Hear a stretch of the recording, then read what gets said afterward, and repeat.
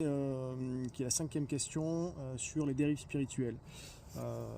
Comment peut-on faire confiance à un médium? Comment peut-on faire confiance à quelqu'un qui nous accompagne? Déjà, suivez votre instinct. C'est la première chose que je vous dirais. Suivez votre instinct. Si vous trouvez ou que vous sentez qu'il y a quelque chose de pas clair, n'y allez pas. C'est clair, n'y allez pas. Travaillez vraiment, laissez vraiment travailler votre intuition. Si vous avez le moins de doute, voilà, faites demi-tour. Ensuite, les dérives spirituelles, c'est quoi? Alors, dans la vidéo précédente, je vous disais, il y a des gens qui arnaquent. Ouais, il y a des gens qui arnaquent, vraiment. Il y a des gens qui arnaquent, qui profitent de cette faiblesse, de cette sensibilité des gens qu'elles peuvent avoir sur un moment présent, des difficultés, pour aller leur faire croire des choses, pour simplement, alors peut-être qu'ils font pas de mal en soi, puisqu'ils vont dire, voilà, dites-moi mon avenir, mais je vais vous dire que votre avenir, il va être beau, évidemment. Alors, voilà, ça va vous coûter 50 balles. Voilà, ça vous va? Très bien, vous serez heureuse, vous allez rencontrer quelqu'un dans 2 mois. Voilà. Non, ça c'est vraiment pas ce que je ferai. Faites attention à ça. La voyance, faites-le avec des pincettes, c'est clair. Moi, vous connaissez mon avis là-dessus, je suis pas du tout pour. Maintenant, ça n'appartient qu'à moi, c'est clair, c'est juste ma vision. Je pense qu'il est plus important de se concentrer et se centrer sur qui on est réellement pour être bien dans le présent.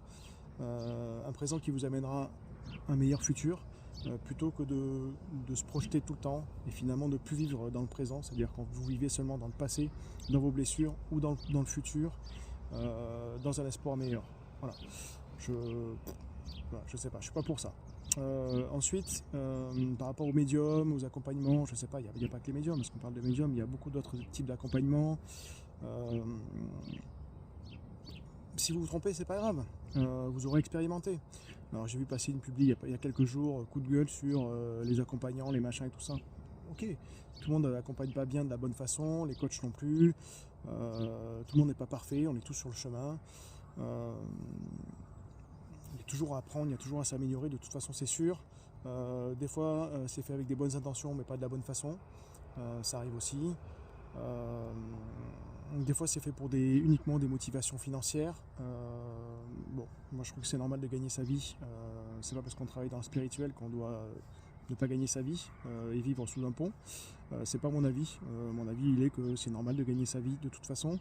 Maintenant il y a une différence entre gagner sa vie et avoir une obsession sur l'argent par rapport à ça et utiliser tous les leviers qu'on pourrait utiliser pour se gaver en fait, finalement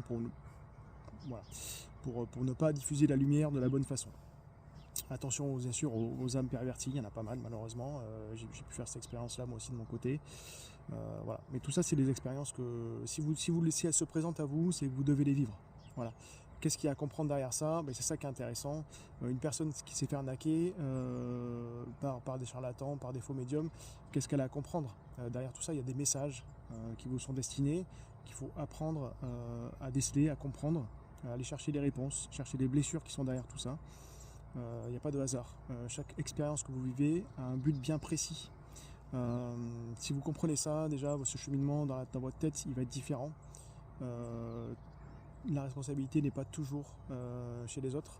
Par exemple, si vous êtes fait arnaquer financièrement par un faux médium ou un faux voyant, eh bien, vous avez au moins la moitié de la responsabilité. L'arnaqueur a profité de vous, mais vous lui avez fait confiance, vous lui avez donné votre confiance. Donc vous avez la moitié de la responsabilité.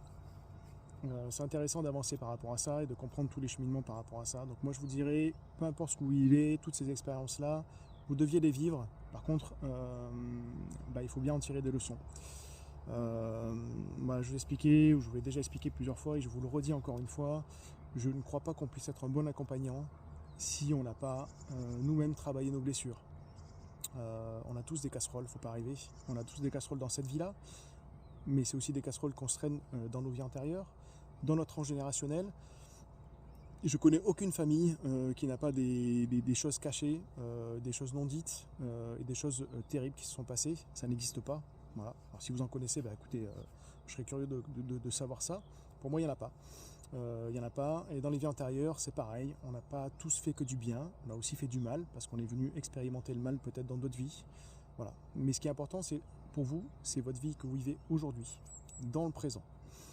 Donc il est très important pour moi de travailler vraiment en profondeur ces blessures, ces problématiques, se libérer de choses qui ne nous appartiennent pas pour être un bon accompagnant, un bon thérapeute.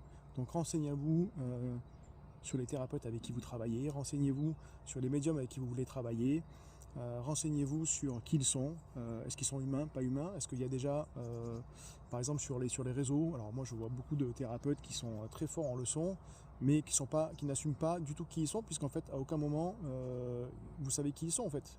Ils portent des pseudos de pseudos. Vous leur parlez, il n'y a pas une photo d'une personne, on ne sait pas qui ils sont. Voilà. Donc ça c'est des gens qui n'assument pas du tout déjà leur médiumnité, qui ont peur peut-être des représailles. Voilà. Donc ça pour moi, chacun fait comme il veut, mais pour moi personnellement, c'est déjà un problème. Ça veut dire que déjà il y a un problème d'identité derrière, c'est quelqu'un qui n'a pas réglé certaines choses. Moi c'est clair, vous l'avez vu, je pense que plein de gens pensent que Michael, qui s'écrit comme ça, c'est un pseudo. Non, c'est pas un pseudo, c'est mon vrai prénom, c'est mon vrai nom. Vous tapez Michael Brice, vous allez avoir 10 millions de choses sur moi. J'ai fait plein de choses dans ma vie et je pense qu'il y a plein de choses sur les réseaux, sur Facebook, sur Google et tout ça, vous allez trouver plein de trucs. C'est très facile de retracer ma vie, il n'y a aucun problème et je n'ai rien à cacher. J'ai pas toujours fait que du bien dans ma vie, j'ai pas toujours été un mec super, mais ça c'est le passé. Aujourd'hui moi je vis dans le présent et je construis depuis quelques années quelque chose de mieux et je suis super heureux de pouvoir diffuser cette lumière à l'extérieur de moi et vous la transmettre. Voilà, donc attention aux dérives, attention aux conséquences qu'il peut y avoir et surtout si ça arrive, essayez de comprendre quels sont les messages derrière tout ça. Je vous dis à très bientôt pour une prochaine vidéo.